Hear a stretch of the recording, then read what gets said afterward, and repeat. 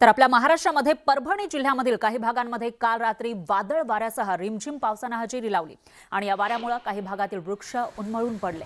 काही ठिकाणी वृक्ष रहदारीच्या रस्त्यावर पडले, त्यामुळे वाहतूक देखील प्रभावित झाली होती। संगमनेर तालुक्यामधील आश्वी बुद्रुक इथं अवकाळी पावसाने अक्षरशः कहर केला। अचानक झालेल्या तुफान वाऱ्यामुळे आणि पावसामुळे गावात मोठं नुकसान झालंय।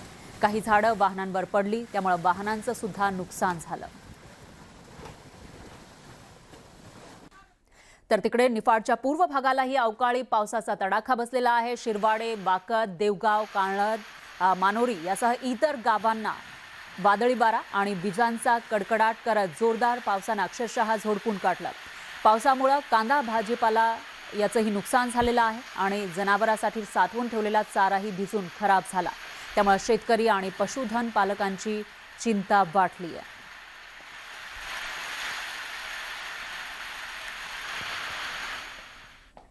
तर सांगली जिल्ह्यामध्ये ही वादळी वाऱ्यासह जोरदार पावसाला सुरुवात झालेली होती। खलाटी गावामध्ये सोसाट्याचा वारा सुटला, त्यामुळे एका 9 वर्षीय चिमुकल्याचा मृत्यू झालाय।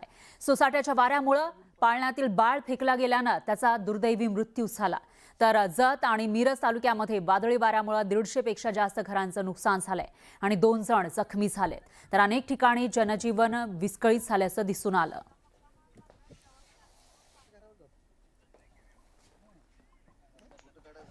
नंतर बातमी आहे मनमाडमधून। नाशिक जिल्ह्यामधील पंपांवर डिझेल टंचाई निर्माण झालेली आहे आणि यामुळे वाहनधारकांना अडचणींचा सामना करावा लागतोय। दरम्यान शेतकऱ्यांना सुद्धा याचा मोठा फटका बसलेला आहे। या सगळ्यांचा आढावा घेतलाय आपले प्रतिनिधी बब्बू शेख यांनी।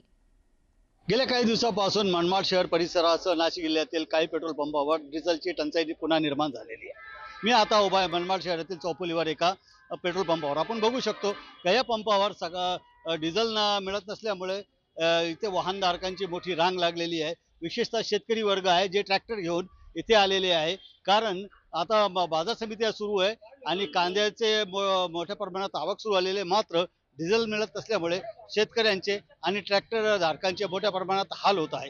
हीच परिस्थिती वेगवेगळ्या पेट्रोल पंपावर आहे। विशेषतः हायवेचे काही पंप जे आहे ते पण ड्राईव्ह झालेले आहे, त्याच्यामुळे वाहनधारकांना आणि वाहन चालकांना मोठा त्रास सहन करावा लागतो आहे। ऑइल कंपन्यांकडून पाहिजे तेवढा पुरवठा होत नसल्यामुळे टंचाई निर्माण होत असल्याचे पंप चालकांचे म्हणणे आहे। मात्र ही परिस्थिती लवकरच आटोक्यात येईल, कारण आता ऑइल कंपन्याचे जे डेपो आहे त्याच्यातून डिझेल पुरवठाही सुरू झालेला आहे, मात्र तो जो आहे तो कमी आहे। पाहिजे तेवढं डिझेल मिळत नसल्यामुळे डिझेल टंचाई सर्वत्र निर्माण झाल्याचे चित्र आहे। बब्बू शेख, न्यूज 18 मराठी, मनमाड।